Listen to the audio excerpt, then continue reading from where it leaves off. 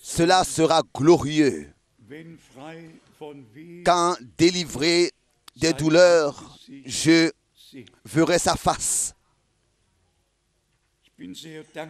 Je suis très reconnaissant pour ce que Dieu fait aussi, de ce que dans toutes les différentes langues, nous pouvons envoyer et diffuser en direct. Que je voudrais aujourd'hui remercier nos frères et sœurs qui ont fait en sorte que la lettre circulaire en langue française soit déjà maintenant ce week-end à la disposition des frères et des sœurs. De tout mon cœur, je vous remercie. Notre sœur Janina, notre frère Tati et notre frère Jean Lambert de Bruxelles, tous ont contribué à ce que cela soit possible et que la lettre circulaire en langue française aujourd'hui déjà soit à la disposition des frères et des sœurs. J'ai deux nouvelles. La première, les salutations fraternelles du frère Rousse. Le frère Rousse remet les salutations fraternelles, mais il se sent faible d'une manière qu'il ne pouvait pas venir. Nous avons de la compréhension pour cela. Les années nous atteignent tous, mais il est plein de courage et de tout son cœur, il nous a souhaité les riches bénédictions de Dieu. Ensuite, nous avons écouté la nouvelle que la sœur Terrar, hier, a été reprise à la maison. Notre frère Terrar est rentré chez lui hier soir à la maison, et c'était aussi les dernières minutes pour sa femme, d'une manière qu'avec elle, notre sœur en Christ, il a pu encore ensemble eu les dernières minutes, et il a remis entre les mains du Seigneur avant qu'elle quitte le temps pour aller dans l'éternité. Nous avons un endroit qui est préparé, c'est ainsi que nous l'avons chanté, et personne de nous sait quand est-ce que l'heure viendra. Et quand on a plus de 80 ans, le temps est sûrement pour nous déjà arrivé. Et les Écritures disent que la vie va jusqu'à 70 et 80, et c'est que de la fatigue ensuite. Ce ne sont pas tous qui ont le même privilège que notre bien-aimée sœur, comme tous ceux qui connaissent la sœur Lotte. Elle a 98 ans, et elle chante ici plein de force au 3e rang. Le Seigneur conduit les siens d'une manière merveilleuse, et il a un chemin pour chacun de nous. Les appels que j'ai reçus ce matin, 5 en tout, étaient vraiment bénis. C'est pour nous incompréhensible quelle joie les frères et sœurs remplis qui en direct écoutent par l'Internet et peuvent voir. Et aujourd'hui aussi, nous saluons tous dans le monde entier et nous souhaitons à tous de tout notre cœur les bénédictions de Dieu. Et ensuite, il y avait une question en relation avec la louange commune, l'adoration commune. Et je voudrais ici dire les choses suivantes. Ici, on ne s'exerce pas à louer, le Seigneur comme dans les réunions charismatiques. Ceux qui se tiennent sur la plateforme s'exercent à la maison dans des pièces préparées pour cela. Ils s'exercent, ils mettent la musique adéquate et comment se remuer, comment se comporter. Ils s'exercent avant la réunion à la maison, comment louer, comment la musique doit être, etc. Je le sais d'un frère dont la fille est responsable d'une assemblée pentecôtistes là-bas. Ce sont des informations qui sont vraies. Mais à cet endroit, ce n'est pas comme ça. Nous sommes ici enthousiasmés de tout notre cœur, comme autrefois la multitude des disciples était enthousiasmée d'avoir eu part à ce qui s'accomplissait en prophétie biblique dans leur jour. C'était aussi l'accomplissement d'Ésaïe 35, versets 5 et 6. Quand le Seigneur viendra, les aveugles verront et ceux qui sont paralytiques marcheront, ceux qui sont muets entendront, ceux qui sont aveugles verront. Et quand le Seigneur entra à Jérusalem, ils ont loué Dieu, pas seulement qu'ils avaient devant leurs yeux Zacharie 9, verset 9, mais aussi Ésaïe 35. Et ils ont loué Dieu à cause de tous les miracles qu'ils ont vus de leurs yeux autrefois. C'était l'accomplissement des Écritures. Ensuite, nous avons ces deux versets bibliques particuliers, Actes des Apôtres 4, verset 24, où l'Église primitive était un seul cœur et une seule âme, et ensemble, d'un commun accord, élevèrent leur voix pour ensemble louer et exalter Dieu. Ensuite, nous avons ce verset particulier dans Luc, et ensuite aussi ce verset particulier dans l'Épître aux Romains.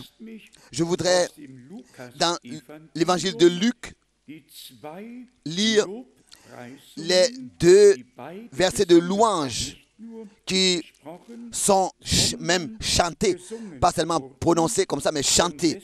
C'est peut-être raison qu'il est écrit ici. Il est écrit ici dans Luc, le premier chapitre, sur le verset 26, nous avons cet écriteau, ce titre, la louange de Marie. La louange de Marie. Les psaumes ont été chantés, que ce soit donc leurs âmes étaient touchées et ils ont, dans une mélodie, apporté leur reconnaissance au Seigneur. De Marie qui, d'une manière particulière, expérimentait donc l'accomplissement de l'Écriture. Il avait été dit qu'une vierge enfantera et recevra un fils dont le nom sera Emmanuel. Il est écrit dans Luc. Cantique de Marie, c'était verset 46. Verset 46. Verset 46. Marie dit, verset 46. Luc 1, verset 46. Cantique de Marie. Et Marie dit, mon âme exalte le Seigneur, et mon esprit se réjouit en Dieu mon Sauveur, parce qu'il a jeté les yeux sur la bassesse de sa servante. Car voici, désormais, toutes les générations me diront bienheureuse. Ensuite, suit la raison. Au verset 49, parce que le Tout-Puissant a fait pour moi de grandes choses. Son nom est saint. En allemand, a fait en moi de grandes choses. Est-ce qu'il n'a pas fait aussi de grandes choses en toi et en moi? Est-ce que la parole promise n'a pas été introduite, placée dans ton cœur et dans mon cœur? Le verset 50, il est écrit ensuite. Et sa miséricorde s'étend d'âge en âge sur ceux qui le craignent. Dieu fait miséricorde à qui il fait miséricorde. Il veut faire miséricorde. C'est ainsi que c'est écrit. Ensuite, au verset 1, 51, il a déployé la force de son bras. Il a dispersé ceux qui avaient dans le cœur des pensées orgueilleuses. Cela aussi se passe jusqu'aujourd'hui encore. Il déploie sa force. La force de son bras. La force de son bras, il la déploie. Mais à qui est-ce que le bras de l'Éternel a été révélé? et qui a cru à notre message, au message. Ceux qui expérimentent son bras, il leur révèle sa parole et sa volonté. Ensuite, au verset 52, il a renversé les puissants de leur trône et il a élevé les humbles. Il a rassasié de bien les affamés et il a renvoyé les riches à vide. Ensuite, la confirmation de la promesse d'Ésaïe.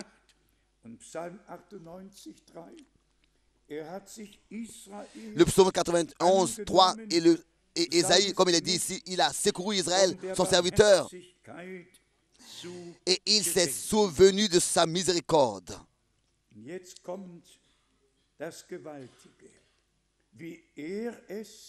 Ésaïe 41, 8. Comme il avait dit à nos pères, comme il avait dit à nos pères. C'était l'accomplissement des promesses que Dieu a données. Ensuite, nous avons rapidement, nous voulons aller dans Luc 1 toujours, la louange de Zacharie, le cantique de Zacharie. À partir du verset 67, Zacharie, son père, fut rempli du Saint-Esprit et il prophétisa en ces mots. Donc, c'était le Saint-Esprit qui se reposait et qui était sur eux. Et ensuite, il prophétisa en ces mots. Loué soit le Seigneur, le Dieu d'Israël, car il a visité et racheté son peuple et nous a suscité un peuple sauveur, un puissant sauveur, nous a suscité un puissant sauveur dans la maison de David, son serviteur. Écoutez le verset 70. Comme il l'avait annoncé par la bouche de ses saints prophètes des temps anciens.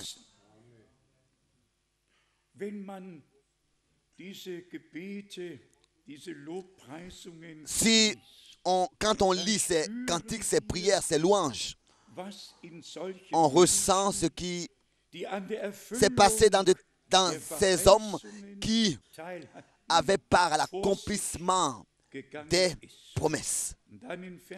Ensuite, au verset 72, c'est ainsi qu'il manifeste sa miséricorde envers nos pères et se souvient de sa sainte alliance.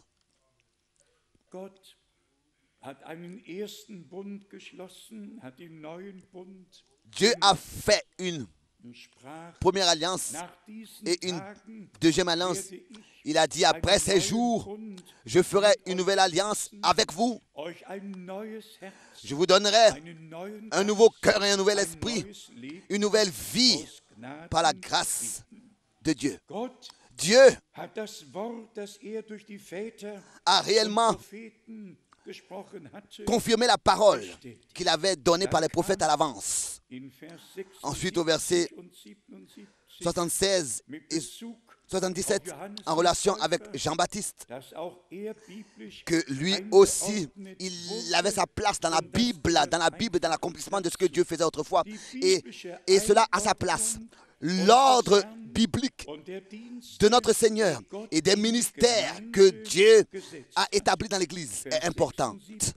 Au verset 76 et 77, et toi, petit enfant, tu seras appelé prophète du Très-Haut, car tu marcheras devant la face du Seigneur pour préparer ses voies. Ça, c'est Malachie, chapitre 3, verset 1. Les prophéties bibliques, dans leur accomplissement, sont révélées au peuple de Dieu.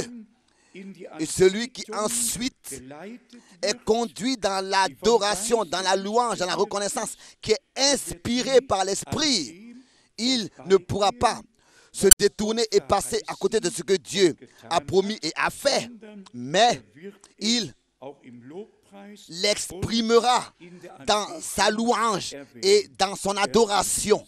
Il exprimera ce que Dieu fait dans son temps et à quoi est-ce qu'il a la grâce de prendre part aux accomplissements des Écritures. Au verset 77, afin de donner à son peuple la connaissance du salut par le pardon de ses péchés.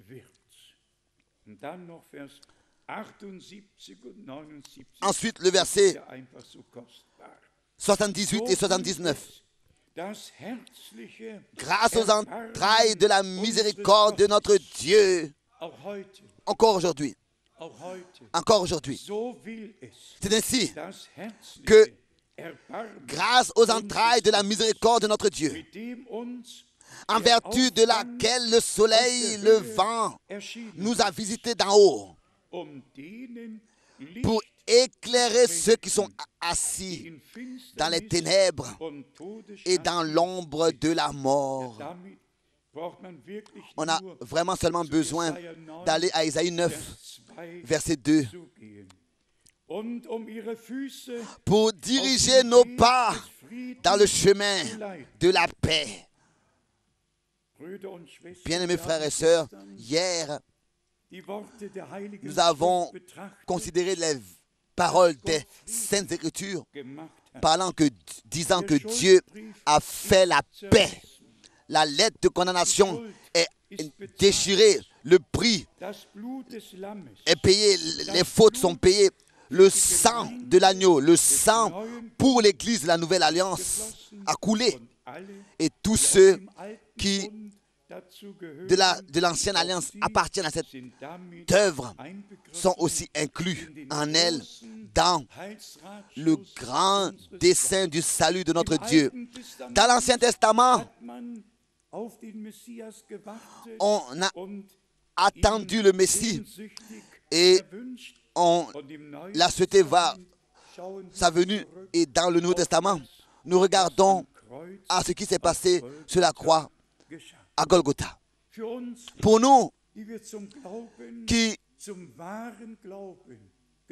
sommes venus à la foi, à la vraie foi, c'est quelque chose de précieux qu'on ne peut pas comparer avec quoi que ce soit sur terre. Par la grâce de Dieu, nous avons compris que ce n'est pas un frère qui enseignera l'autre, mais que tel que notre Seigneur l'a dit à Pierre dans Matthieu 16, ce n'est pas la chair et le sang qui t'ont révélé ces choses, mais mon Père qui est au ciel, tel qu'il a dit à Pierre. La révélation depuis le commencement vient de Dieu.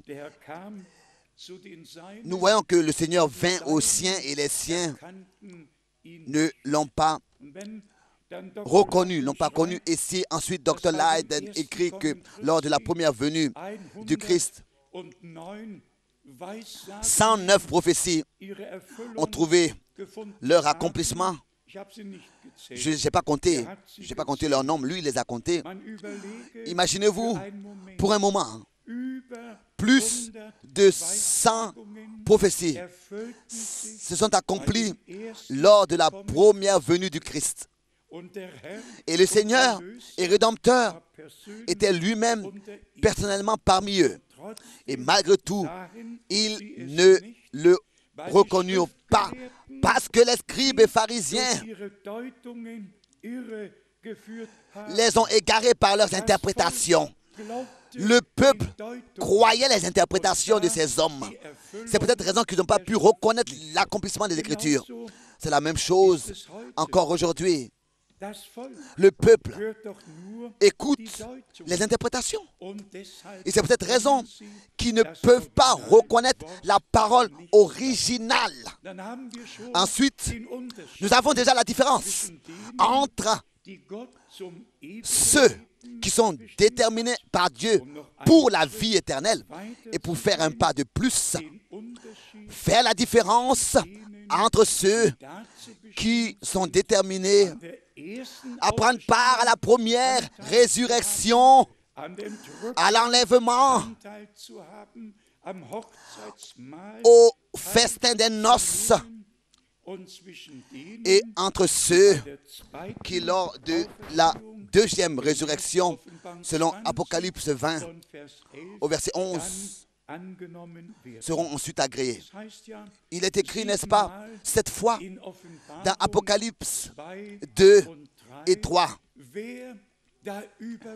celui qui vaincra, et celui qui vaincra, c'est celui qui a des oreilles pour entendre ce que l'Esprit dit à l'Église. Et ça, pour seulement le mentionner entre parenthèses, alors que notre bien-aimé frère, hier dans le bureau, disait, il était dans un pays européen, et voilà, il a appris que là-bas, il y a 17 différentes groupes et directions à l'intérieur du message. Et imaginez-vous ce que le frère Branham du Seigneur lui-même avait reçu, c'est-à-dire que le message qui lui a été confié précédera le retour du Christ. Et maintenant, il y a des hommes qui se sont assis au-dessus du message et ont mal compris les déclarations de frère Branham parce qu'ils les ont interprétées et les ont pas repris dans les Saintes Écritures. Et ils en ont fait des propres directions différentes. Bien, mes frères et sœurs, pour nous et pour toute l'Église épouse, c'est très important que Dieu a un endroit de sa révélation sur terre. Il a une Église dans laquelle il n'y a pas seulement la mécanique qui marche, c'est-à-dire l'enseignement véritable, mais dans laquelle aussi Dieu, dans sa puissance de résurrection par notre Seigneur, peut se manifester par sa grâce. Car si nous comparaisons nous faisons une comparaison montrant que le retour du Christ est très proche. Et pour cela, nous avons le témoignage des Saintes Écritures d'une manière très extraordinaire et multiple. Pensons seulement à la promesse principale et à la prophétie disant que quand le figuier deviendra tendre, je me suis noté cela.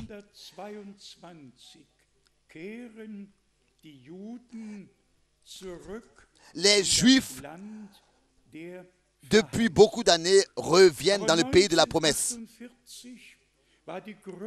Mais en 1948, ça a été le fondement de la patrie d'Israël, proclamé par Ben Gurion en 1948, en mai. Et notre Seigneur dit, quand vous verrez que le figuier devient tendre, alors reconnaissez que le temps est proche. Oui, qu'il est devant la porte. 60 ans sont passés, sont venus et sont passés, 60 ans. Est-ce que nous ne devons pas comprendre que le temps de la grâce va vers sa fin et que le Seigneur, comme dans Actes des Apôtres, chapitre 15, verset 13 et Romains, chapitre 11, verset 25, tel qu'il est écrit que l'Église, que le Seigneur appelle parmi les nations un peuple pour son nom et qu'ensuite Israël sera sauvé. Tout sans vouloir nous effrayer, au contraire, pour nous encourager à consacrer notre vie au Seigneur sur l'autel de Dieu.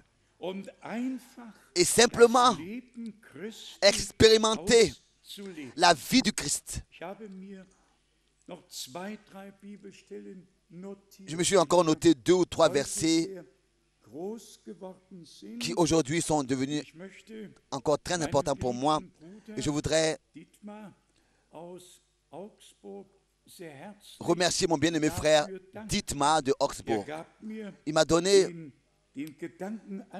cette pensée pour cela. Vous savez, il est écrit, ce n'est pas la chair et le sang qui... La chair et le sang ne pourront pas hériter le royaume de Dieu. C'est dans 1 Corinthiens, le chapitre 1 Corinthiens, chapitre 15, verset 50, très connu de nous tous. Nous voulons le lire. Ce que je dis, 1 Corinthiens 15, verset 50. Ce que je dis, frères, c'est que la chair et le sang ne peuvent hériter le royaume de Dieu et que la corruption n'hérite pas l'incorruptibilité. Ensuite, le regard est versé sur ce qui doit encore s'accomplir au verset 50e. Voici, je vous dis un mystère. Nous ne mourrons pas tous, mais tous, nous serons changés en un instant, en un clin d'œil, à la dernière trompette. La trompette sonnera et les morts ressusciteront incorruptibles et nous serons changés.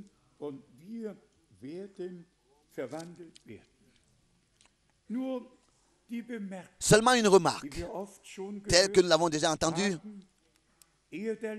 avant que le corps, lors du retour du Seigneur Jésus-Christ, puisse être changé, il faut que l'âme, il faut que le cœur, la vie de l'homme, déjà maintenant soit changé. Il faut que cette régénération intérieure par la nouvelle naissance ait d'abord lieu et que Dieu puisse nous l'accorder à tous par sa grâce. Ensuite, nous avons ces versets merveilleux de Luc chapitre 24 duquel j'ai été aussi... mon attention a été attirée sur ce verset, Luc 24, et c'est au verset 39. Luc 24, verset 39.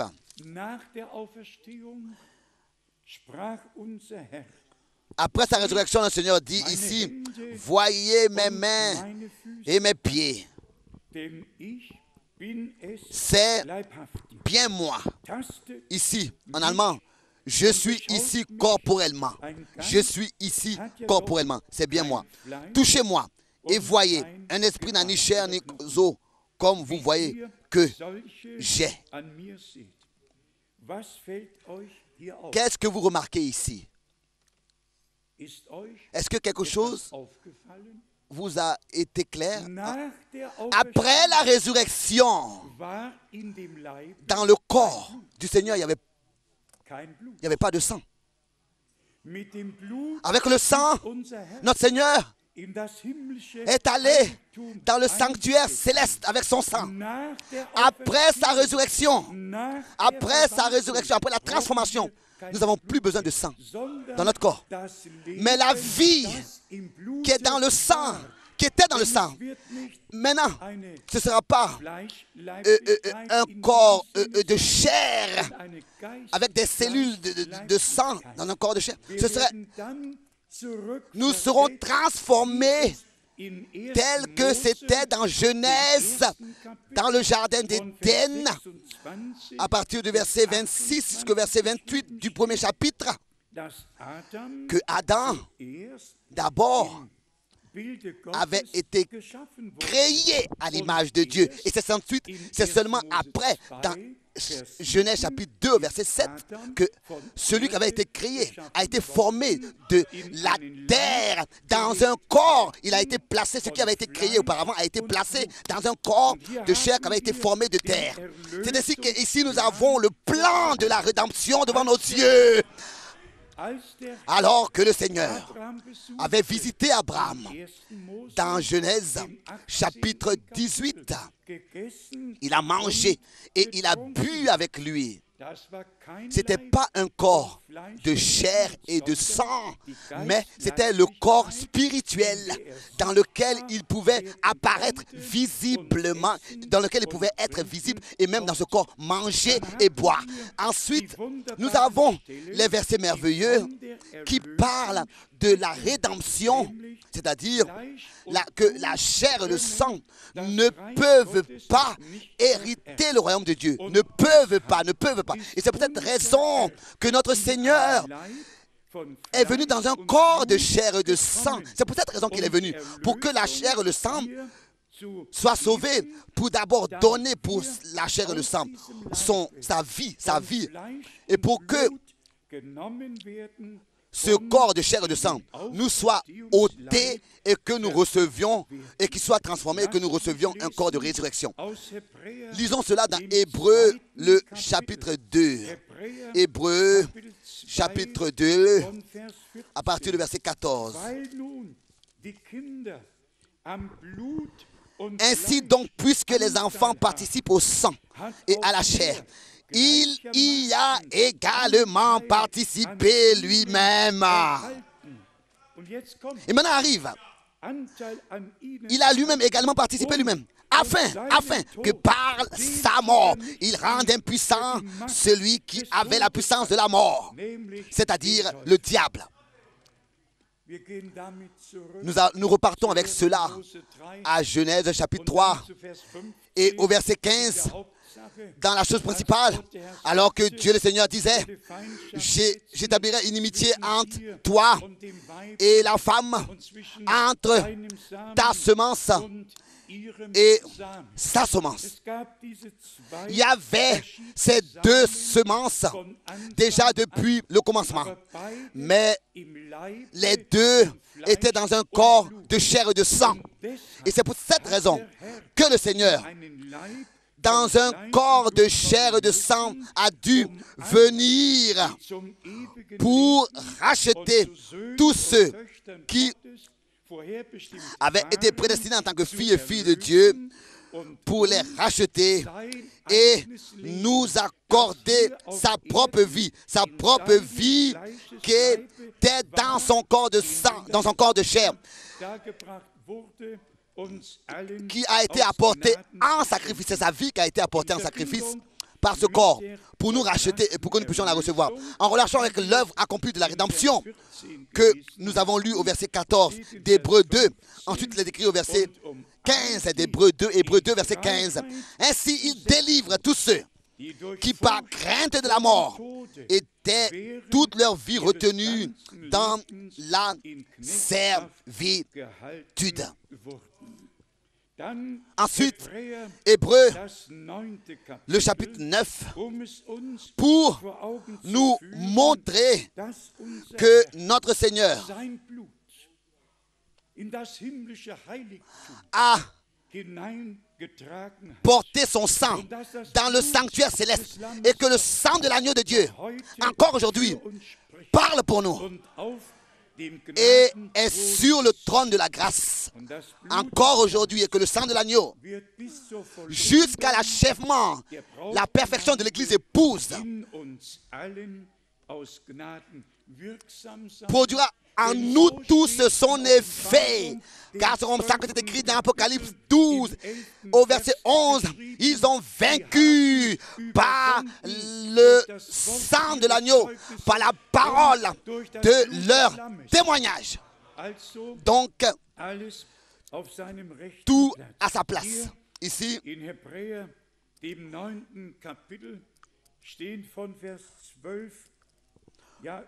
Hébreux 9, verset 12, on devrait aussi lire le verset 11. Mais Christ est venu comme souverain sacrificateur des biens à venir. Il a traversé le tabernacle plus grand et plus parfait qui n'est pas construit de main d'homme, c'est-à-dire qui n'est pas de cette création.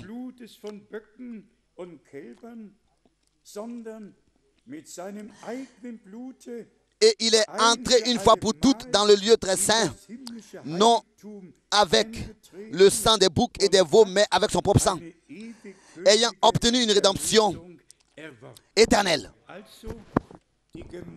Donc l'Église du Dieu vivant est rachetée. Le prix est payé. Et comme déjà hier ici de Romains 8, nous l'avons considéré, ceux qu'il a appelés, il les a aussi justifiés. Ceux qu'il a justifiés, il les a déjà glorifiés.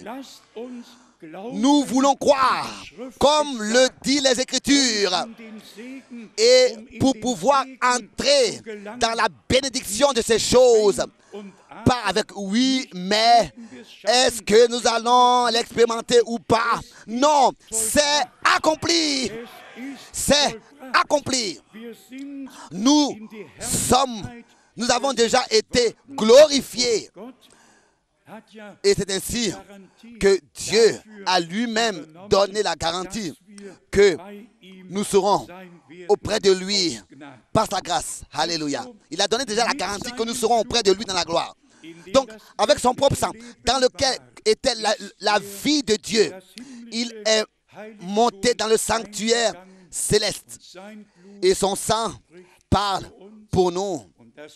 Et la vie qui était dans le sang est, par la grâce de Dieu, manifestée en nous. Et ensuite, Galates 2, verset 19 est réel. Je suis crucifié avec Christ. Ce n'est plus moi qui vis, c'est Christ qui vit sa vie par moi. Et ce que je vis maintenant, je le vis dans la foi du Fils de Dieu, au Fils de Dieu. Dans Hébreux, le chapitre 13, il nous est représenté devant les yeux que notre Seigneur a souffert pour nous à l'extérieur du camp, en dehors du camp, et que nous devons aller en dehors du camp et porter son opprobre. Hébreux, chapitre 13, verset 12 jusqu'au verset 14. C'est pour cela que Jésus aussi, afin de sanctifier le peuple par son propre sang, pas seulement le racheter, mais le sanctifier. Il y a les versets bibliques qui parlent de la rédemption, qui parlent du rachat. Il y a les versets bibliques qui parlent de la sanctification. Donc, il a été fait pour nous. Rédemption, sanctification, justification. C'est comme ça que Paul l'écrit aux Corinthiens. Lisons encore cela ici.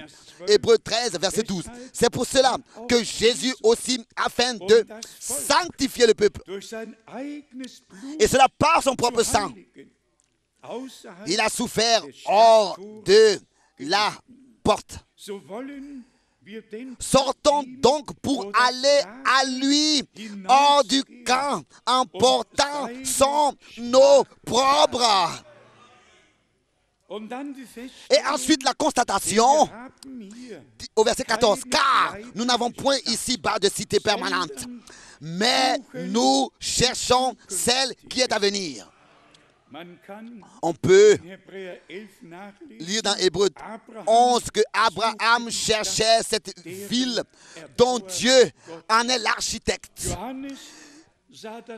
Jean vit la nouvelle Jérusalem descendre. Bien-aimés frères, Dieu a des pensées de paix avec nous. La rédemption est accomplie. Et comme souvent nous avons eu à le dire, Parce que la chute de l'homme a eu lieu dans un corps de chair et de sang. Et c'est ainsi que Satan est entré dans l'homme, dans l'humanité. C'est pour cette raison que la rédemption devait avoir lieu par le sang pur et saint de Dieu, dans lequel la vie de Dieu était, pour nous délivrer de la puissance du diable, pour nous faire sortir entièrement de l'influence satanique, pour nous faire passer de la mort à la vie, nous faire sortir de tout ce qui n'est pas venu de Dieu par la chute de l'homme et nous accorder la vie de Dieu réellement. Donc, le plan du salut de notre Dieu est parfait. On n'a même pas besoin de beaucoup parler de la chute de l'homme. Aussi, la Bible est, en ce qui concerne ce sujet, très économique et épargnante. On doit seulement lire les versets bibliques qui montrent ce qui s'est passé dans le jardin d'Éden, les suivre l'un après l'autre. Mais ce qui est merveilleux, c'est que nous avons accepté l'œuvre de la rédemption. Que nous puissions expliquer la chute de l'homme ou pas, ce n'est pas tellement important. Ce qui est important, c'est que nous savons été sauvés et que nous sommes ressortis de cette chute et que l'inimitié a été annulée et que l'adversaire est vaincu et que la mort est vaincue et que nous avons la vie éternelle par la grâce de Dieu. Comme déjà je le disais, tous ces versets bibliques et ces sujets sont écrits donc comme fermés, pas ouverts pour tous. Tous ces paraboles sont fermées. Et c'est ainsi que c'est au Seigneur que le Seigneur a dit, c'est à vous qu'il a été donné. Sont scellés, toutes ces choses sont scellées. Sinon, tous les hommes l'auraient su. Aussi ce qui s'est passé dans le jardin d'Éden. Mais c'est scellé, c'est scellé. Hein? J'étais un après-midi, à peu près vers 14 heures.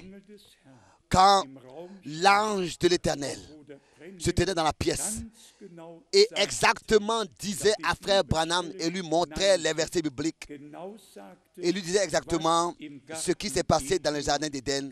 Il était à peu près 14 heures. Et nous avons les versets bibliques concernant cet acte. Mais comme je viens de le dire, nous n'avons pas tellement besoin de vouloir l'expliquer. Pourquoi est-ce que nous devrions nous approfondir dans cela? Approfondissons-nous dans l'œuvre accomplie de la rédemption, dans la grâce que nous avons reçue. Car nous savons tous qu'il y a eu un laps de temps sans péché, sans maladie, sans mort dans le jardin d'Éden. Il y avait cet laps de temps. Et le Seigneur lui-même avait dit, le jour où. Et c'est là que cela a commencé. Et en fait, ce qui est dommage, c'est, ça je voudrais aussi le dire, c'est que les chapitres ont eu lieu seulement après l'année 60, le 16e siècle. Jusqu'au 16e siècle, tout était écrit comme sur des rouleaux, sans chapitre, comme sur des rouleaux. Il n'y avait pas de chapitre, il n'y avait pas Genèse, Exode, Lévitique, Deutéronome, il n'y avait pas de verset, il n'y avait pas de chapitre. Il y avait seulement des rouleaux et la parole était écrite comme ça, sans bout. Et imaginez-vous que quand on considère le départage de Genèse 3 et Genèse 4, si on n'avait pas ce partage de chapitres et qu'on lit directement comme ça Genèse 3 et directement Genèse 4, comme s'il n'y avait pas de chapitre, c'est là que on reçoit la révélation. On n'a pas besoin encore de vouloir commencer comme un nouveau chapitre. Non, c'est la même chose qui continue. Genèse 3 et Genèse 4. C'est là qu'on remarque réellement ce qui s'est passé on continuerait donc à lire, c'est-à-dire ce que le serpent a fait. Et en fait, le mot serpent est au féminin seulement en allemand. Seulement en allemand. En allemand, on dit la serpente. La serpente. Mais dans toutes les langues de la terre, c'est le serpent. Dans toutes les langues, même en grec, au obis, tout au masculin, jamais au féminin. Mais encore, pour le dire ici, si on lit directement la Genèse, dans le contexte de tout le chapitre 2, 3 et 4, on saura directement ce que le diable a fait, ce que l'adversaire a fait avec sa séduction. Ensuite, on continuerait, sans chapitre, on continuerait dans le chapitre 3. Et ensuite, Adam a connu sa femme et elle enfanta. Et ensuite, elle enfanta le premier fils avec l'aide du Seigneur. Et il n'y avait pas de sage femme. Adam ne savait pas comment une naissance doit avoir lieu. C'était la première naissance sur terre. Et c'est ainsi que, bien sûr, Ève a dû invoquer le Seigneur pour qu'il l'aide. C'est pour ça, exemple, qu'il est dit avec l'aide de l'Éternel. Ensuite, il est dit, elle continue et enfanta. Il n'est plus écrit que Adam a connu Ève. Il est simplement dit qu'elle reçut ensuite, sans qu'il soit dit que Adam l'a connu encore. Ensuite, on voit que le premier fils, avec une nature satanique, avec jalousie, haine, colère, tout ce qui appartient à Satan. Et l'autre était le premier sacrifice, donc Abel. Seulement pour votre information, pas une unique fois dans la Bible, il est écrit que Adam était le père de Caïn. Pas une unique fois, il est écrit que Caïn est le fils d'Adam. Pas une unique fois dans le Nouveau ou bien l'Ancien Testament, il est écrit que Caïn serait dans la liste de la généalogie de la descendance d'Adam. Vous pouvez le lire 3 fois dans la Bible, 2 fois dans l'Ancien Testament et 1 fois dans le Nouveau Testament. Caïn n'est jamais dans la généalogie d'Adam décrit.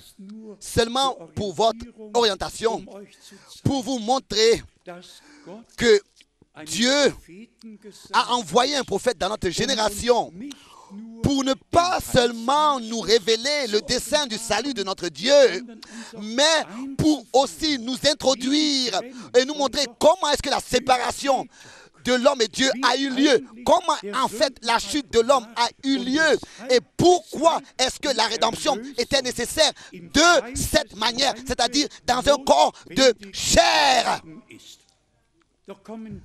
Mais revenons encore à quelques versets bibliques importants que je me suis encore aussi noté. Dans le psaume 76, l'homme de Dieu, du verset 2 au verset 11, exprime ce qui lui touchait le cœur. Et ici nous lisons Psaume 74, verset 2 jusqu'au verset 11. Psaume 74. Je lis seulement le verset 2.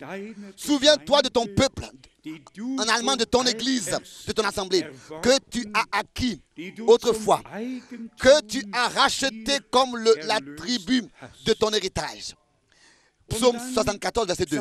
Ensuite, le psaume 79, verset 1. 79, verset 1. Psaume 79, verset 1.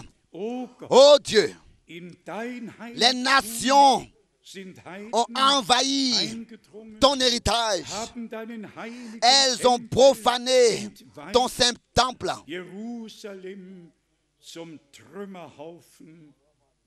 Elles ont fait de Jérusalem un monceau de pierre. Ces 2 versets de l'Ancien Testament nous montrent quelle douleur les hommes de Dieu ont eu de ce que l'Église de Dieu, le peuple d'Israël, dans l'Ancien Testament, n'est pas resté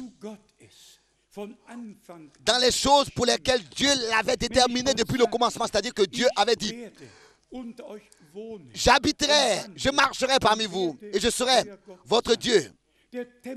Le temple avait été réellement bâti pour que Dieu, avec sa gloire, descende et y habite, visite son peuple, ait communion avec son peuple. Et dans l'Ancien Testament, le grand sacrificateur, quand il entrait dans le sanctuaire, il portait le pectoral avec les 12 pierres représentant les tribus d'Israël. Il devait rentrer dans le sanctuaire toujours avec le pectoral sur son cœur. Et ce pectoral rendrait témoignage. Quand la lumière brille, ça rend témoignage que ce qui est apporté vient de Dieu. Quand la lumière ne brille pas, ça veut dire que ce qui est apporté ne vient pas de Dieu. C'est pour cette raison que le pectoral est appelé Urim Tumim. Justice et droiture. Lumière, donc, oui. Dans le Nouveau Testament, nous avons l'enseignement des 12 apôtres. Ce qui n'est pas en accord avec l'enseignement des apôtres ne vient pas de Dieu, n'est pas vrai. Et c'est tout. Il faut que l'enseignement des apôtres brille sur tout ce qu'on croit et on apporte.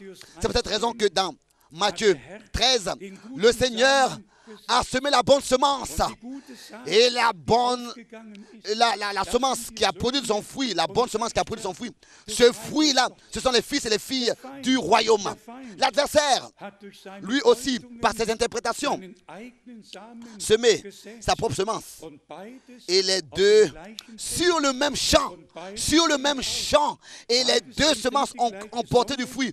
Et les deux semences ont reçu le même soleil et la même pluie. Mais c'est en leurs fruits que vous les reconnaîtrez.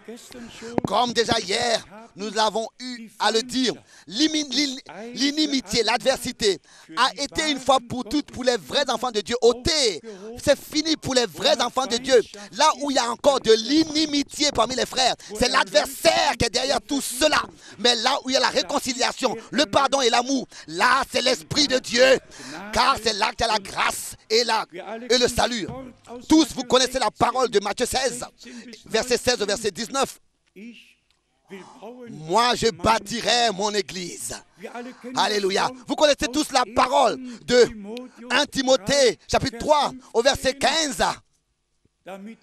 Pour que tu puisses savoir comment on doit se comporter dans l'église de Dieu, qui est l'appui et le pilier de la vérité. Dans l'église du Dieu vivant, aucune interprétation a de la place. C'est pas possible.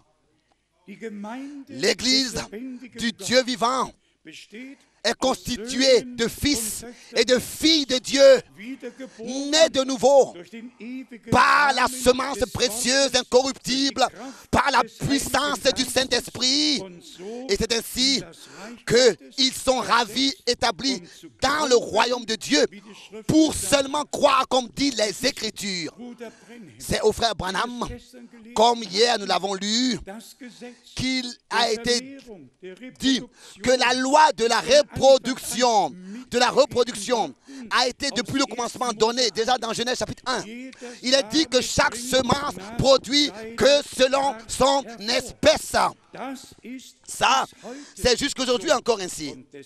Et c'est pour cette raison que la semence incorruptible est semée. Et là où la semence incorruptible est semée, là il y a des fils et des filles de Dieu qui seront manifestés. Ce n'est pas possible autrement. Ensuite, notre Seigneur dit, je bâtirai mon église et les portes du séjour des morts ne prévaudront pas contre elle. Bien-aimés frères, dans cette église, Dieu a établi différents ministères et dons et devoirs. Et nous attendons réellement un rétablissement, une restauration, une restitution de tout ce qui était dans l'église de commencement. Mais nous avons aussi constaté, avec douleur, que l'adversaire, à l'intérieur du message, a semé beaucoup de discorde et de désunion parmi les frères. Différentes directions ont apparu. Soyez sincères. À quoi est-ce que ça sert aux frères de se disputer sur une révélation des 7 tonnerres et de spéculer là-dessus, ou bien sur le 7 sceaux, de spéculer sur tant de choses. À quoi est-ce que ça leur sert? Pourquoi ils font ça? Pourquoi ils le font?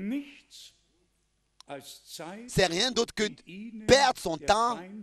C'est un temps que l'adversaire leur dérobe. Nous sommes reconnaissants à Dieu de tout notre cœur de ce que nous avons reconnu le ministère de frère Branham. Il était le prophète promis. Ça, nous pouvons le dire dans chaque réunion d'une manière nouvelle. Est-ce que quelqu'un de tous ces grands évangélistes ont pensé une fois à lire Malachie, les derniers chapitres, tous ces évangélistes-là? Est-ce qu'ils ont une fois, est-ce qu'il y a quelqu'un de ces gens-là qui a une fois lu au peuple de Dieu Malachie, le dernier chapitre? Non. Tous ont construit leur royaume dans le royaume de Dieu et ont attiré l'attention du peuple de Dieu sur leur personne. Frère Branham a attiré l'attention du peuple de Dieu, jamais sur lui-même, mais toujours sur le Seigneur. Tel que tous les prophètes et les vrais hommes de Dieu étaient qu'un écriteau, qu'une pancarte. Ils ont fait que préparer le chemin. Ils ont montré le chemin. Mais ils n'étaient pas eux-mêmes le chemin. Ils étaient seulement des gens, des écriteaux, des pancartes qui ont préparé le chemin. Jésus-Christ est le chemin, la vérité et la vie. Il est l'alpha et l'oméga. Il est tout en tous. Mais nous le voyons que l'adversaire a semé sa semence, par les interprétations. C'est une douleur pour nous, mais nous ne pouvons pas changer les choses. Le Seigneur a dit, le Seigneur a même dit, laissez les deux semer et les deux croître jusqu'à la récolte. Je me suis dit de ne plus parler des détails, des choses que les gens enseignent partout. Et c'est toujours pour se faire un groupe et attirer des disciples à leur suite, mais de passer mon temps à méditer la parole de Dieu et à insister sur ce que le Seigneur a fait pour nous. Bien-aimés frères et sœurs, le temps est arrivé. Comme souvent hier soir déjà nous l'avons dit, que tous nous devons trouver notre place. Les femmes trouvent leur place, les hommes trouvent leur place, la famille trouve sa place, l'Église trouve sa place, et que tout soit de manière harmonieuse et divine, ordonnée. Je n'ai pas apporté cet article du journal où une femme est évangéliste, elle est évêque dans l'église avec ses 2 filles et elle s'est laissée divorcer de son mari. Et ensuite ce grand article avec le titre « Il a quitté la maison commune ». Et vous savez sur quel verset biblique cette femme-là, cet évêque-là s'est référé? Ce que vous déliez sur terre sera délié au ciel. Voilà le verset qu'elle a choisi pour justifier son divorce. Imaginez-vous, ce que vous déliez sur terre sera délié au ciel. D'un côté, ce que vous liez sur terre sera lié au ciel. Ce que vous déliez sur terre sera délié au ciel. Alors, j'ai délié mon mariage, alors il sera aussi délié au ciel. Non, la parole de Dieu est comme pour dire blasphémée et comme pour dire violée et utilisée pour sa propre justification. Non, on n'a même pas le droit de continuer à penser à ce qu'ils disent et enseignent. Est-ce que la Bible a parlé même une fois d'un évêque? Est-ce que la Bible a déjà parlé d'une apôtre, d'une prophétesse, d'une enseignante, d'une docteure, d'une évangéliste? Ou bien est-ce que la Bible ne parle toujours pas seulement que Dieu a établi dans l'Église les uns comme apôtres, pas les unes, mais les uns? Est-ce que c'était pas écrit dans Actes des Apôtres 13 que dans l'église à Antioche, il y avait des prophètes et qu'il est écrit qu'il y avait des prophétesses et qu'il est écrit qu'il y avait des docteurs en tant que femmes dans l'église d'Antioche. Nous devons revenir à la Bible et que cela soit dit particulièrement adressé à vous, bien-aimés sœurs. Vous deviez remercier Dieu et être reconnaissant de ce que, par la bouche du prophète, il a apporté la vraie parole, aussi pour les femmes, pour le couple et la famille. D'une manière nouvelle, il a placé sur le chandelier. Vous devriez dire merci à Dieu de ce que Dieu, dans le message, vous a montré votre place. Sinon, vous ne pourriez pas atteindre le but. Qu'est-ce que la Bible dit? Tous vous connaissez le verset biblique. Jean 4, au verset 34. Ça, c'est ma nourriture, de faire la volonté de celui qui m'a envoyé. Pas seulement être envoyé, mais faire sa volonté. Quelle est ta nourriture? Quelle est ma nourriture? Quand est-ce que nous sommes dans la volonté de Dieu? Seulement si nous trouvons notre place. Et c'est seulement comme ça que nous sommes réellement dans la parfaite volonté de Dieu. Si nous sommes à notre place, comme les Écritures le disent, soumettez-vous les uns les autres, tel que la crainte devant Christ le demande. Mais pour nous, frères, il y a cette parole merveilleuse aussi qui est adressée. Repartez à 1 Corinthiens 11. Dieu est le chef de Christ. Et Christ est le chef de l'homme, du mari.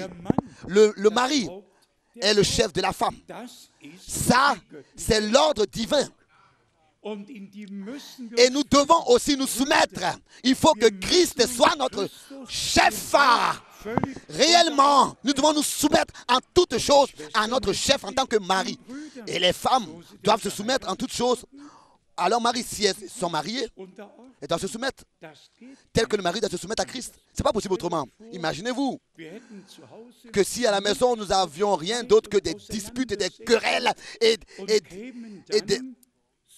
que nous viennions comme ça le dimanche à la réunion comme des anges et on n'a même pas parlé l'un avec l'autre, n'est-ce pas? Et puis on s'attend que dimanche, oh Dieu, inspire le prédicateur et remplisse l'église du Saint-Esprit et agisse de manière puissante.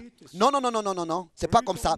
Bien aimés frères et sœurs, nous voulons nous dire cela. Frère Branham l'a vu. Je ne vais pas vous retenir longtemps avec cela, mais ici, l'homme de Dieu a vu l'épouse. Ensuite, il a vu l'église. Ensuite, de nouveau, il a vu l'église. Il a vu l'épouse, pardon, l'épouse. Et je voudrais vous lire cela de la prédication, le chef-d'œuvre. Je fus ravi. Quand cela s'est passé, il y avait quelqu'un auprès de moi. Je ne vis pas la personne, mais j'entendais la voix de cette personne. Et j'ai regardé dans la direction d'où venait la voix et il m'a dit, l'épouse vient comme visible, en vue. Et quand j'ai regardé, je vis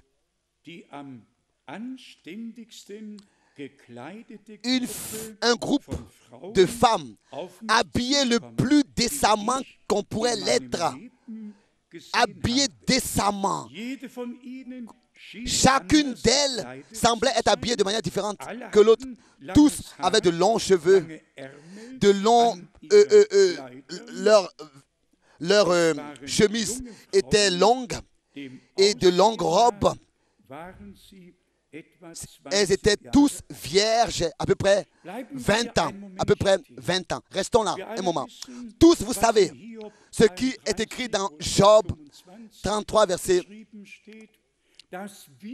que nous, dans la résurrection, nous serons ramenés dans notre jeunesse et qu'on n'entendra plus parler de mort, de vieillesse, de maladie, etc. Il n'y aura plus tout ça. Nous serons ramenés dans notre jeunesse pour toute l'éternité. Moi, je vous l'ai déjà dit ici plusieurs fois, mais alors que j'ai vu l'enlèvement, je fus enlevé. Alors que je fus enlevé et que j'ai vu le troupeau tous habillés en blanc, tous étaient jeunes. J'aurais pu les estimer pas plus de 18 ans, pas plus âgés de 18 ans que 18 ans. Et toutes les sœurs avaient leurs cheveux ouverts pendant sur leur dos. Et les frères, je les ai vus tous. Je les ai vus tous. Dans cette dimension-là, on peut réellement, on peut voir le premier au dernier, on peut voir chacun, il n'y a pas de différence. Dans cette dimension, c'était tout un nombre de personnes qu'on ne pouvait pas compter. Ça allait jusqu'à dans l'éternité. Mais malgré tout, je pouvais voir chacun. Et frère Branham a vu l'église. Il a vu l'épouse.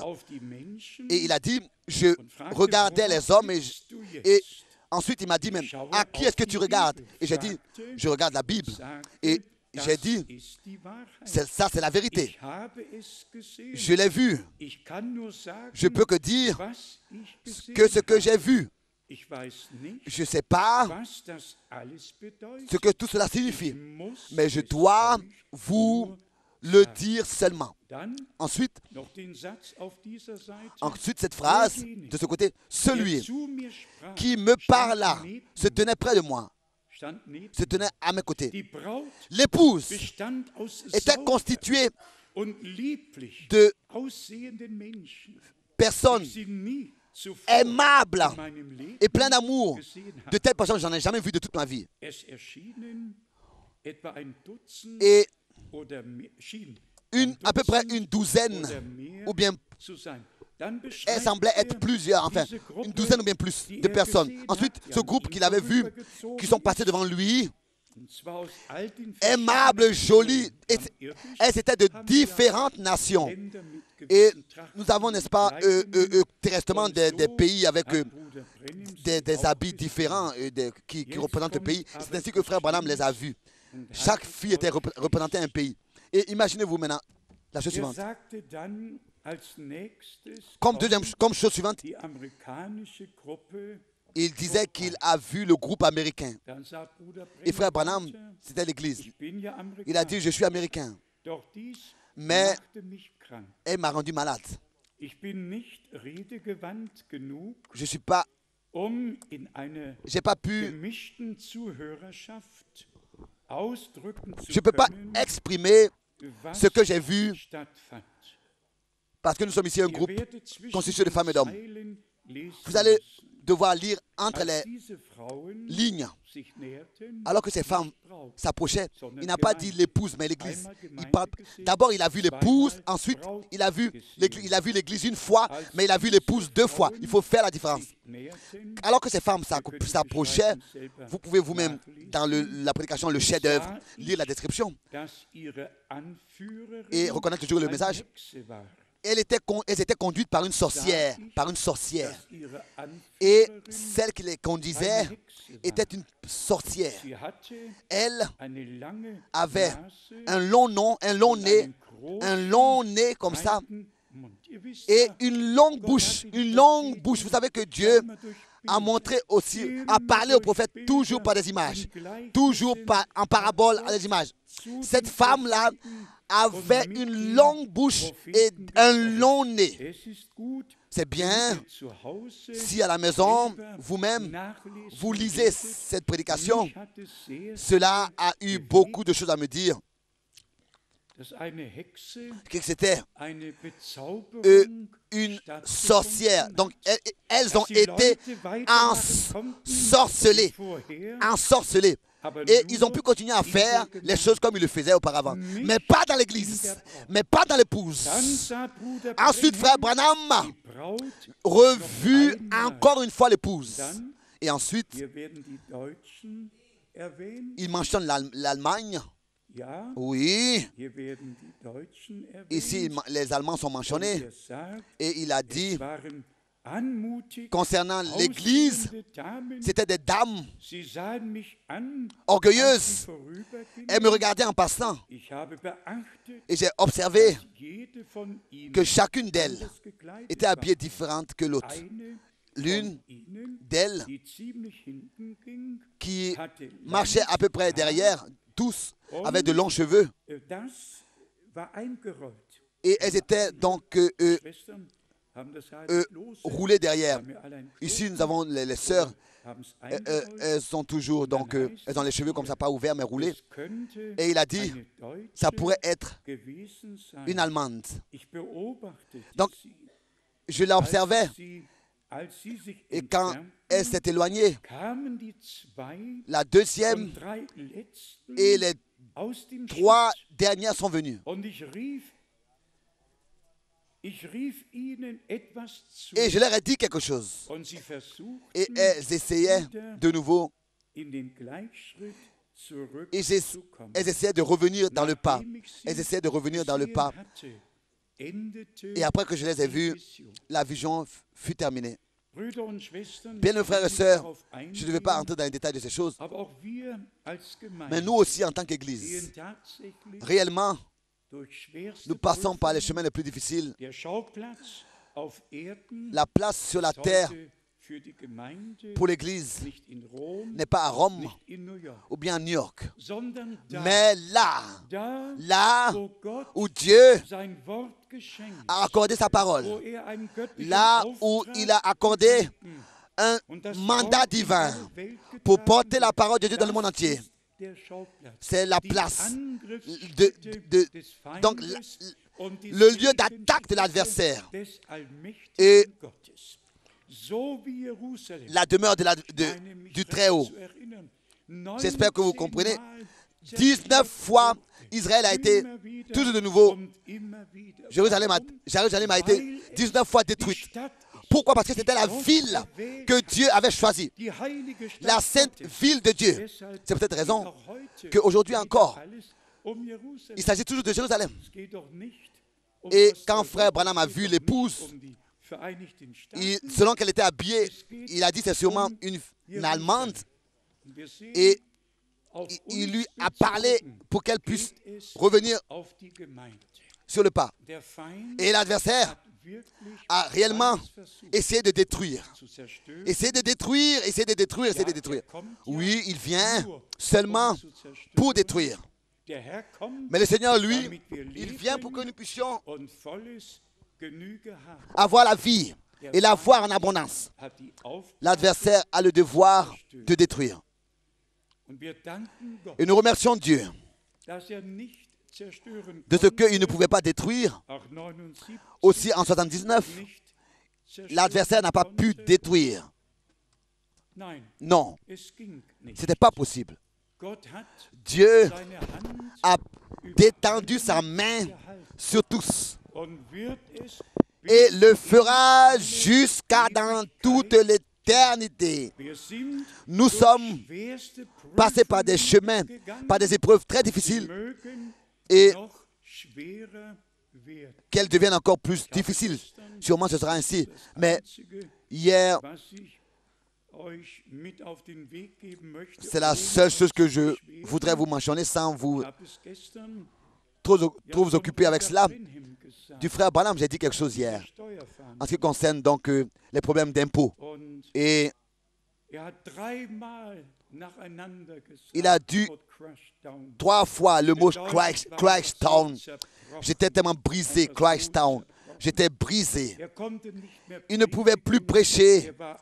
Il était emporté. Des avocats ici et là, des négociations, Et alors qu'il me disait qu'on lui avait on l'avait privé de son passeport, il ne pouvait pas aller en Allemagne parce qu'il n'avait pas de passeport, etc. Et justement à cause de cette histoire d'impôt. Et réellement, lundi, le 31 octobre en 1989, c'était le jour de la Réformation, j'ai pensé à ce jour. Lundi, en 1989, le 31 octobre 1989, j'étais encore à Zurich. C'était le dernier dimanche du mois. Et voilà, 2 voitures avec 6 personnes avant 6 heures, sont venus ici au centre missionnaire. Ils ont apporté des melottes pour me conduire parce que j'ai été accusé par mon fils aîné, Ensuite, des années sont passées qui m'ont ôté beaucoup de force et d'énergie. Toujours devant la justice, 19 points d'accusation ont été prononcés. Des personnes qui étaient ici dans l'église et qui avaient écouté la parole pendant des années ont rendu témoignage contre moi. 10 années sont passées dans lesquelles je suis passé par des choses difficiles.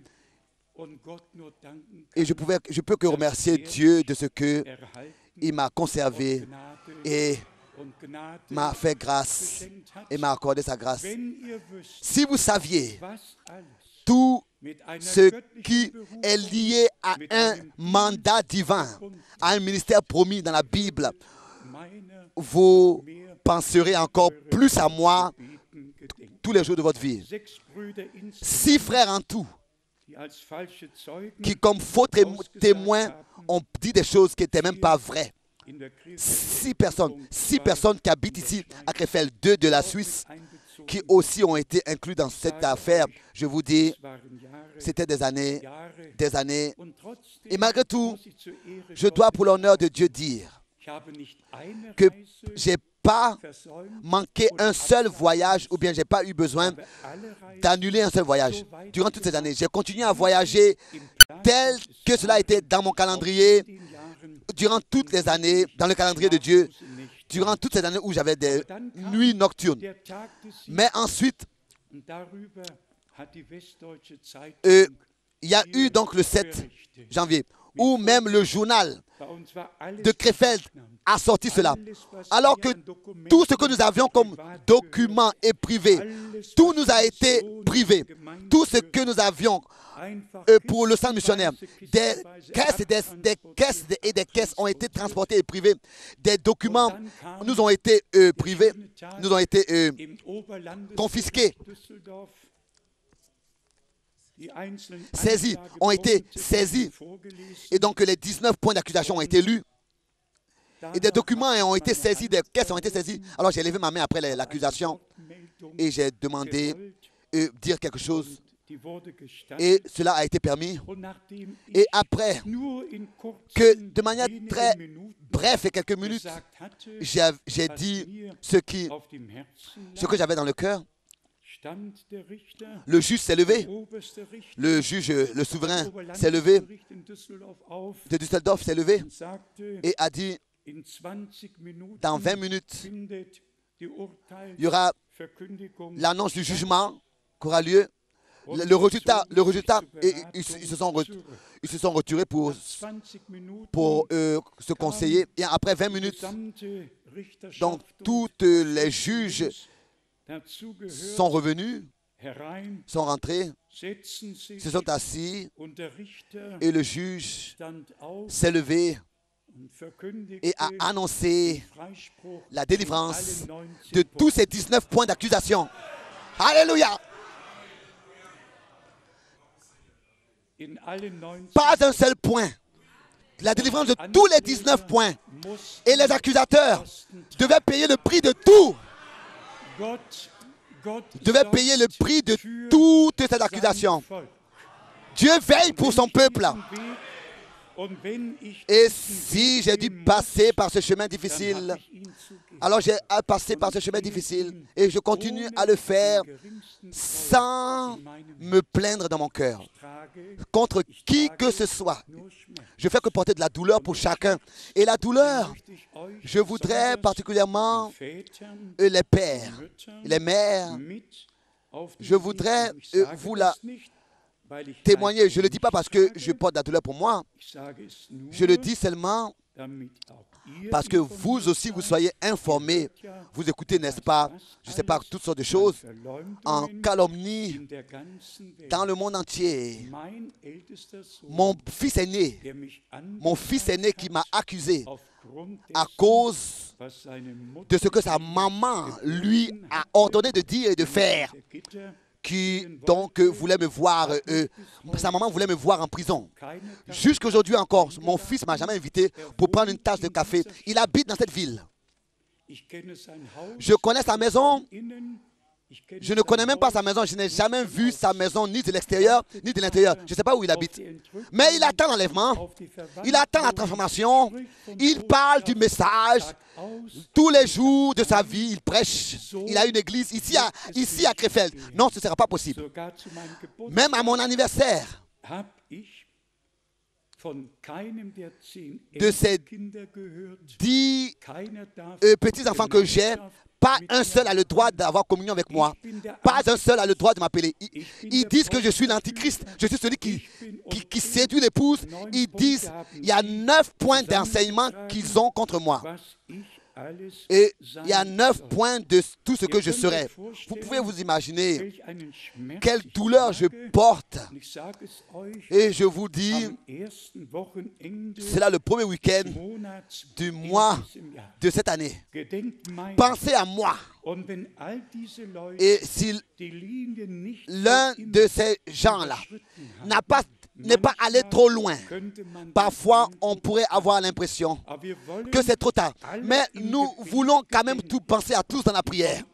À tous ceux qui ont été déterminés d'éternité en éternité à voir la gloire de Dieu. De la même manière, je voudrais simplement vous dire encore une fois quelle douleur je porte dans mon cœur. Et cela pour la chose unique, parce qu'un appel divin existe dans ma vie seulement à cause du mandat. C'est seulement à cause du mandat. L'adversaire veut détruire l'Église, veut détruire le peuple de Dieu, veut détruire l'œuvre de Dieu. C'est seulement à cause de ça. Je ne vais pas oublier, je ne vais jamais oublier, alors que ces paroles-là ont été même prononcées. Je dois te détruire. Je dois détruire ton œuvre. Etc., etc. Bien-aimés frères et sœurs, je termine avec une parole de Dieu que je vais seulement lire de 1 Pierre, le chapitre 1, au verset 13. 1 Pierre, chapitre 1, verset 13. C'est pourquoi saignez les reins de votre entendement. Réjouissez-vous avec moi de ce que Dieu aura la victoire et que l'Église épouse sera achevée et parfaite. Réjouissez-vous avec moi de ce que la parole de Dieu dans le monde entier est portée.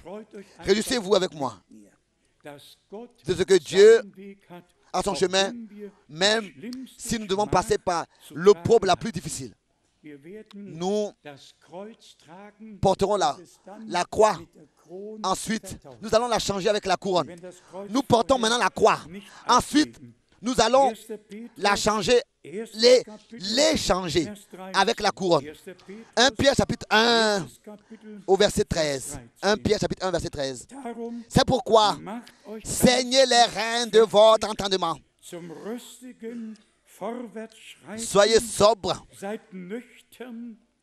et ayez une entière espérance dans la grâce qui vous sera apportée lorsque Jésus-Christ apparaîtra.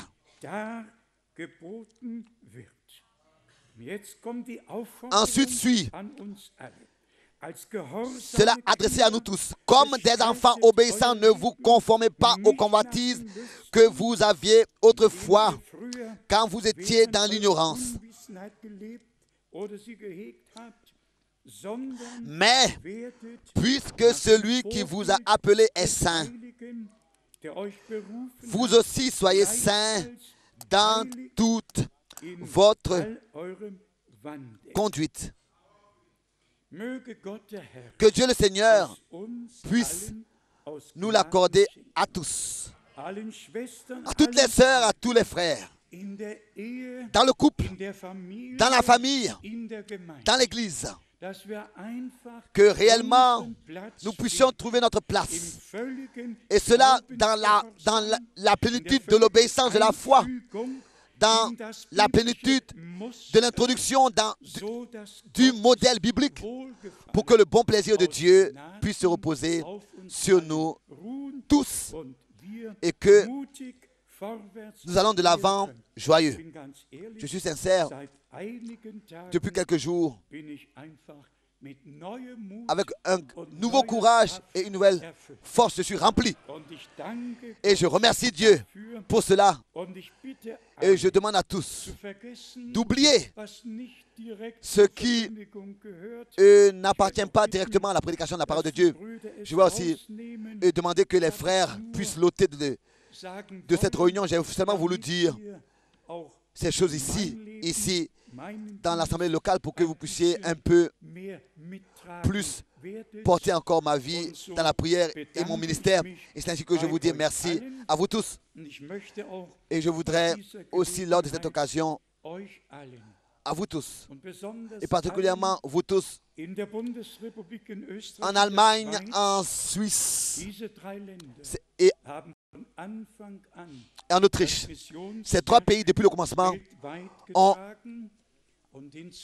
soutenu l'œuvre de Dieu, et aussi les pays voisins, particulièrement depuis longtemps, l'Alsace, notre bien-aimé frère Kupfer et d'autres.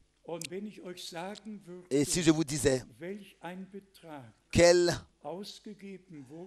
montant a été donné dans l'année 2007, cela vous donnera une nuit sans sommeil. Je suis reconnaissant à Dieu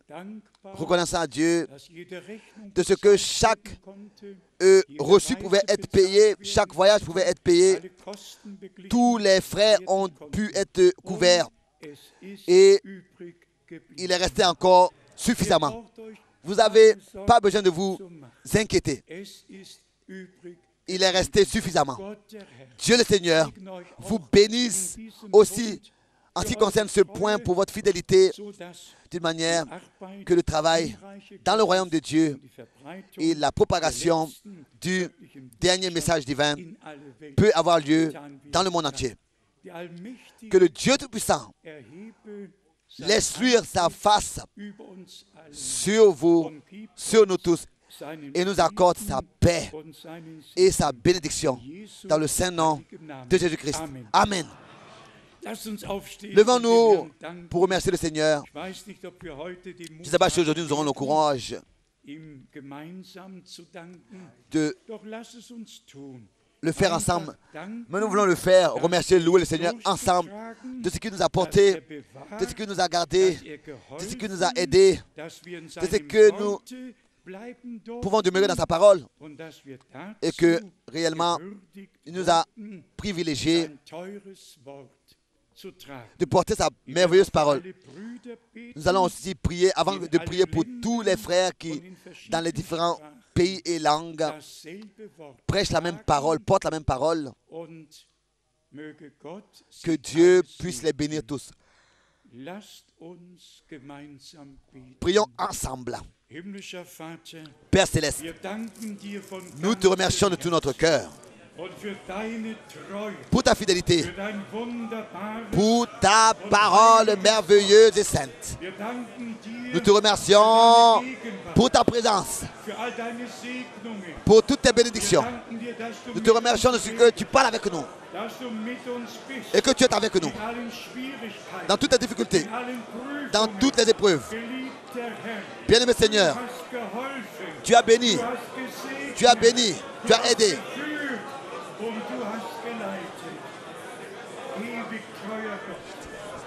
Oh bien-aimé Seigneur, aie ton chemin, ô Dieu, et bénis de la plénitude de ta grâce. Et nous te demandons, nous te prions pour nos ennemis, nous te prions pour nos adversaires, de tout notre cœur et de toute notre âme. Bien-aimé Seigneur, fais grâce, fais miséricorde, accorde ta grâce accorde un changement, un commencement. Sanctifie cet endroit. Sanctifie cet endroit où tu es adoré. Et que tu aies ton chemin avec nous. Alléluia. Bien-aimé Seigneur, toi, Dieu éternel, nous le confessons.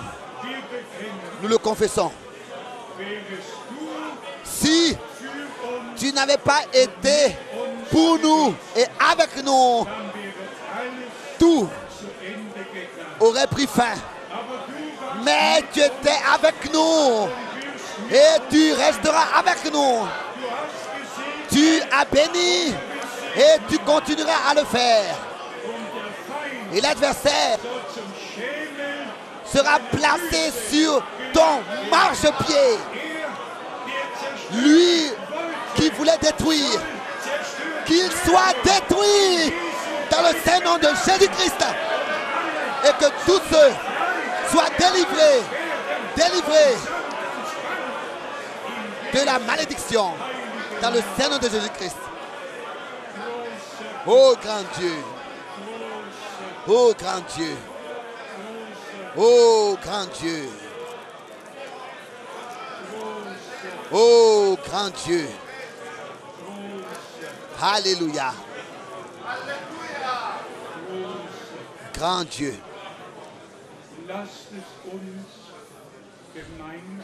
Nous voulons ensemble, dans la prière, apporter cela au Seigneur et croire sa parole.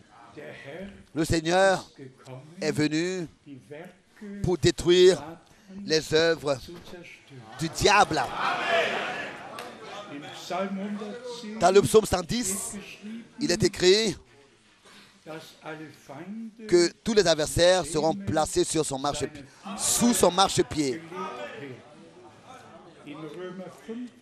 Dans Romains 15, il est écrit que l'adversaire sera placé sous notre pied. Au verset 20, Romains 15, verset 20, et psaume 110. Et ça, nous allons maintenant l'apporter au Seigneur dans la prière et lui dire que lui, le victorieux de Golgotha, lui qui a écrasé la tête du diable, qui a vaincu le serpent, qui a utilisé sa langue pour détruire et pour donner son poison, son venin. Que la tête sa tête, encore une fois, soit écrasée, encore une fois. Et ça, nous voulons, en cet endroit, l'expérimenter. Tel que le dernier mercredi, le 25 avril 1977 et 79, il y avait un cri dans cette pièce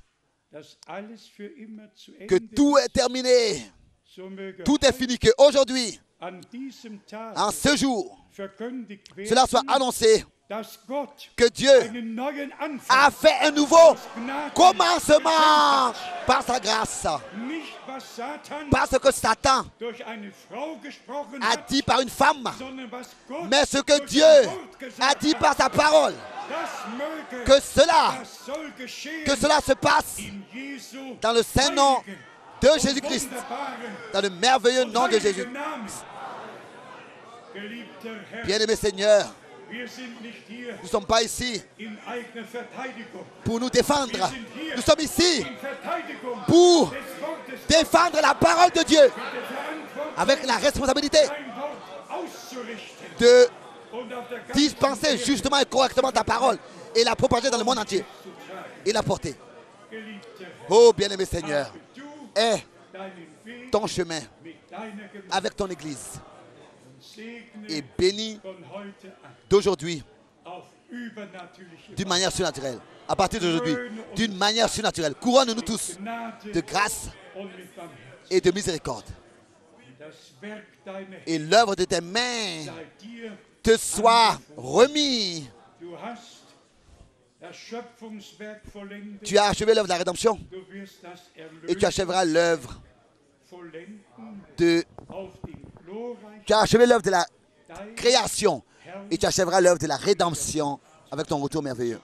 C'est ainsi que nous te demandons, laisse luire ta face sur nous tous et accorde-nous ta paix et ta bénédiction, maintenant et dans toute l'éternité. Alléluia. Amen.